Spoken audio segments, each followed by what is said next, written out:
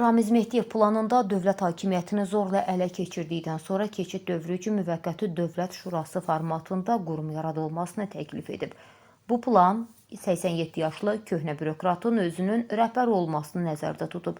Məlumata görə Mehdiyev rəhbərlik edəcəyi dövlət şurasında təmsil olunacaq şəxslərlə bağlı məlumatı da Rusiya ilə bölüşüb.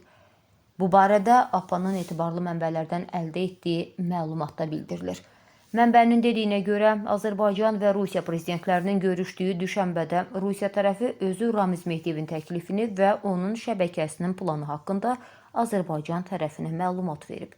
Görünən odur ki, 87 yaşlı Ramiz Mehdiyev artıq davamlı xahişləri və israrı ilə Rusiyanı da bezdirib. Ona görə də Rusiya heç bir perspektiv vəd etməyən Mehdiyevdən tamamilə imtina edib və onun planı şəbəkəsi ilə bağlı rəsmi Bakını özü məlumatlandırıb. Ramiz Mehdiyevin Rusiyaya yaxınlığı həmişə bəlli olub. O, hələ Sovet dövründən Moskvanın agentura şəbəkəsinin üzvü kimi tanınıb. Mehdiyev uzun illər öz imkanlarından istifadə edərək Azərbaycan hakimiyyətində də Rusiyanın dostları olan məmurların vəzifə pillələrində, parlamentdə və mediada irəliləmələrinə şərait yaradıb. Vətən müharibəsindən əvvəl isə Azərbaycanda Rusiya-pərəst məmurlar vəzifələrindən uzaqlaşdırıldı. Ramiz Mehdiyev də vəzifəsindən azad olundu deyə məlumatda qeyd edilir.